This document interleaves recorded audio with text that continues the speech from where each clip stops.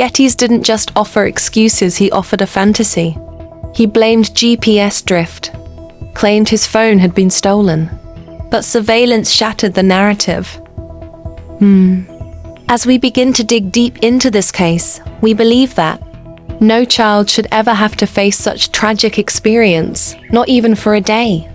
For Lily and Jack, we are committed to finding the truth, but we cannot do it without you.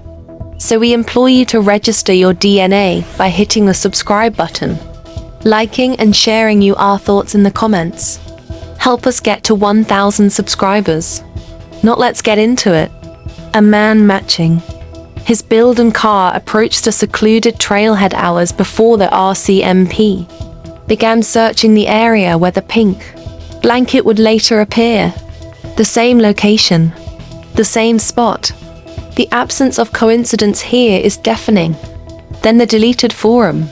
The location details were too precise, the incline of the path, the broken fence post, even the smell of pine.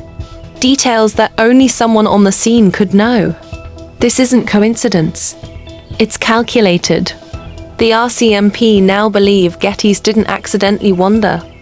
He placed himself there, possibly to plant evidence, or control the narrative. From fringe to center stage, Gettys was once dismissed as an online clown, a self-styled truth seeker, ranting about RCMP cover-ups, making witty live streams. The crowd chuckled. They felt entertained, not endangered. Meanwhile, law enforcement was watching, waiting. The midnight call, then the phone call. 7 minutes past midnight, no message. No follow-up, just a cold connection to a former RCMP cybersecurity contractor, a data obfuscation specialist. Gettys denied knowing the person, but records say otherwise. 6 calls over 9 days, some via burner phones, one routed through Latvia. A cash receipt for a pay as you go cell phone purchased hours before the first call, plus CCTV of a hoodie-clad man eerily resembling Gettys. A forestry cam later captured Gettys' vehicle on a nameless forest road. Headlights off, device offline, idling for 4 minutes. The narrative of chaos and eccentricity dissolves into intentional, controlled behavior. A digital ghost hunt.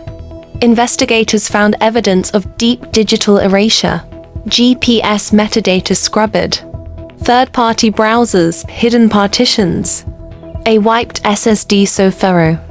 Even the RCMP needed a private Toronto firm to recover fragments. And among the fragments, one voice clip. A voice saying, "If they think I was out of town that night, that buys time. But we both know I was closer than anyone admits." Not a live stream, not performance. A private confession, recorded for someone, maybe that encryption expert. A different Gettys emerges, calm, strategic, intentional. The surveillance network. In the days before the disappearance, Gettys was asking strange, targeted questions to someone close to the Sullivan family. What time does Lily get home? Does Jack still nap? Which parks do they visit? That Saturday bakery they frequent. The behavior seemed quirky, harmless. But RCMP cyber units found encrypted folders, deleted logs, browser histories synced across multiple devices, painted a pattern. Surveillance, planning, stalking. They recovered a LNG routines folder filled with backtrail maps, GPS coordinates, street views, all dated 2 weeks before the disappearance. A discarded burner laptop, now imaged forensically, contained edited photos of the siblings, pink blanket images. A chilling draft. If they're gone before sunrise, the noise starts at noon. Enough time to be through the trees. If you've planned it right. This wasn't obsession. It was premeditation. The whisper that broke it all. Then came the 42-second encrypted voice file, hidden on a cloaked server. Gettys. Barely a whisper. Lily always asks too many questions. Jack never notices. Little ones trust the silence. Once they're gone, it gets too quiet. Recorded 2 days before the blanket was found. A slowed exhale. A confession. A taunt. From puppet to puppeteer. RCMP forensic analysis confirmed it. Getty's voice, traced via VPN, pinged near the wooded bridge 2 kilometers away from where the blanket would surface. The RCMP moved swiftly. Federal surveillance. 2 new search warrants. Cloud account seizures. Device seizures. Deep metadata analysis revealed trips to hidden paths, weather snapshots. School surveillance images, a digital dossier labeled simply LJ. He wasn't a provocateur. He was a puppeteer constructing false narratives, intentionally guiding public perception, mocking investigators from the shadows. The portrait of a monster. An internal memo, limited to top-tier RCMP brass, reclassified Getty's not as a nuisance, but as an operatic threat, a master of chaos.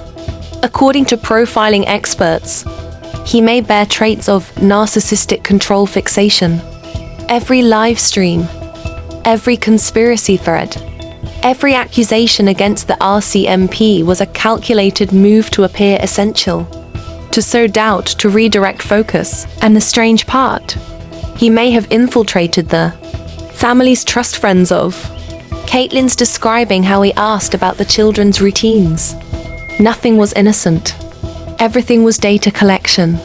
The moment he crossed the line, at exactly 12:47 a.m. on June 4th, the night the children were first reported missing, Getty's phone pinned inside restricted, barbed wire sealed property, just steps from the last known location. His alibi shattered. He manually deleted that night's logs. The RCMP quietly recovered fragments, showing he lingered for 90 minutes.